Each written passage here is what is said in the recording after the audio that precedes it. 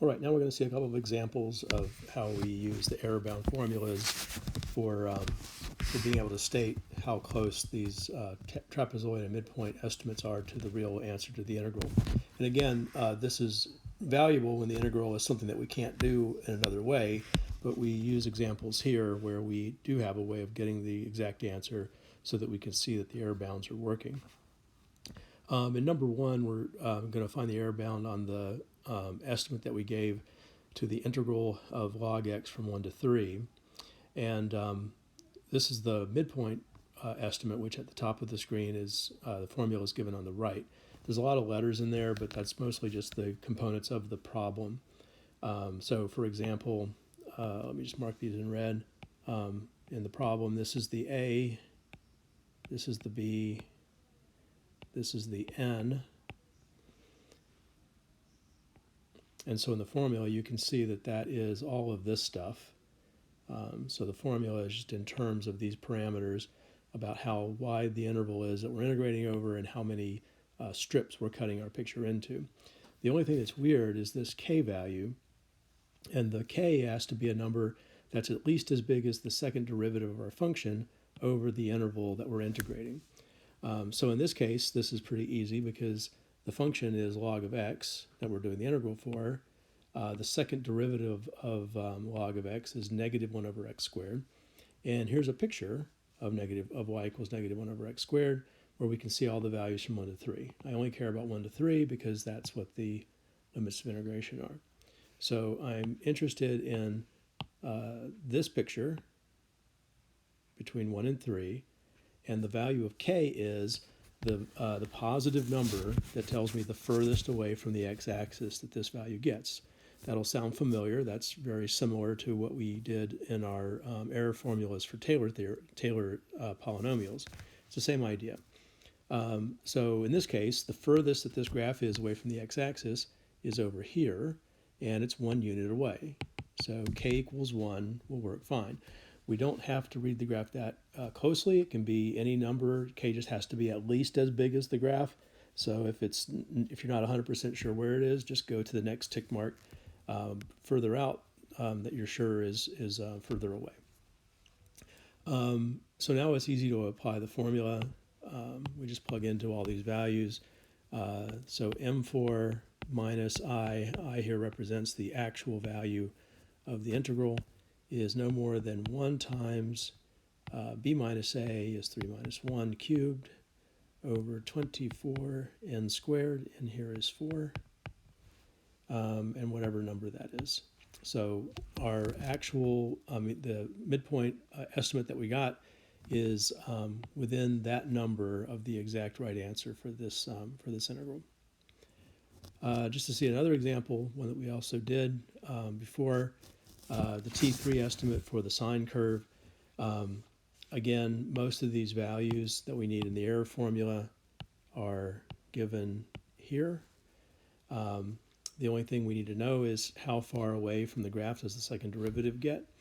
The second derivative of sine of x is just negative sine of x, and here is a graph of y equals negative sine of x over the interval 0 to pi. So actually, just like in the other problem, this is just a coincidence, but just like in the other problem, k equals 1 would actually be the right value. The curve gets no more than 1 unit away from the x-axis. So remember, k is a positive number measuring the furthest that the graph gets away from the x-axis, and having a k that's too big is completely fine.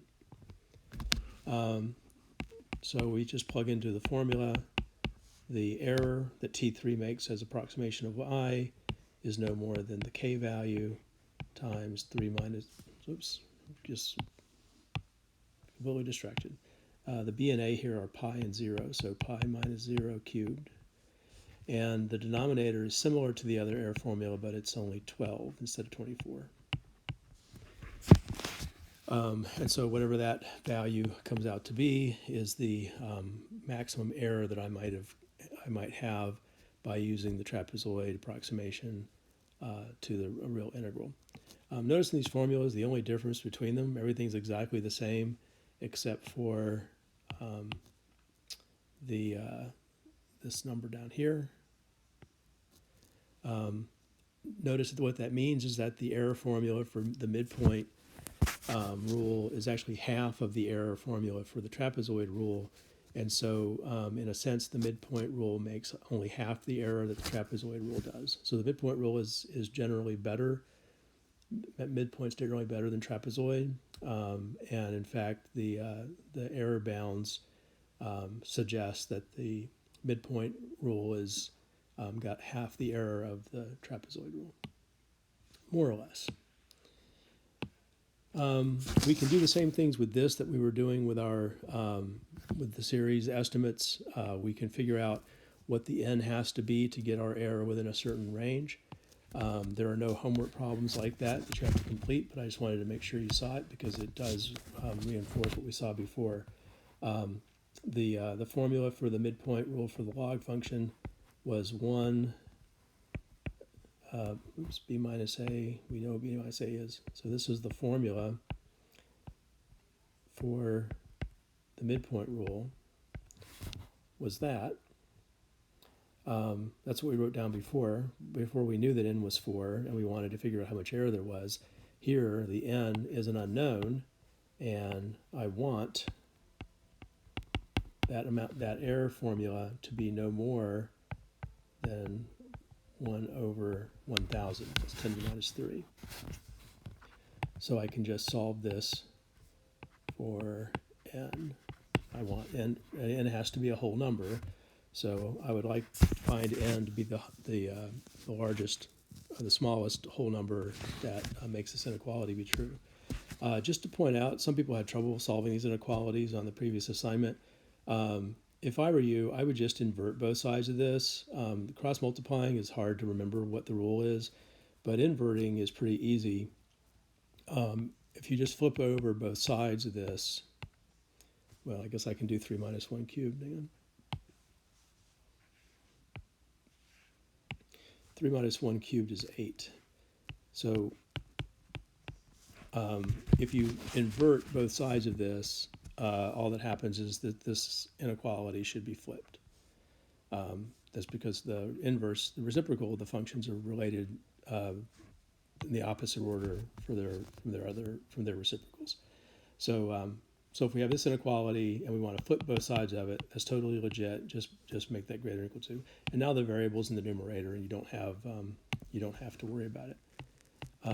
One way to check, of course, is that if this doesn't come out to be n greater than something, then you've messed something up, because it should be the case, and there should be a whole number here. It should be the case that once you've gotten within 10 to the minus 3, then having a larger n would just be even better. So it makes no sense for this inequality to end up being n less than or equal to something. It should be that n starts having the right error, and then forever afterwards it'll continue to have the right error. And so that's how that works.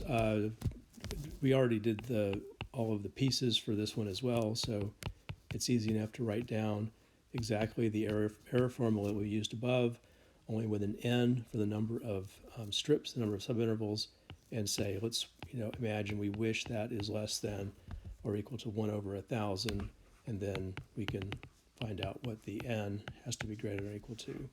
And again, we want to use an integer value here, the first value of n that makes the original inequality true. So it's an easy process to use. Like I said, we're not going to, we've run out of time in this course to have any homework problems along these lines using the error formulas in this way. But since you've already done it with the Taylor polynomials, I guess I'll just leave you knowing that you could, in theory, do it here as well.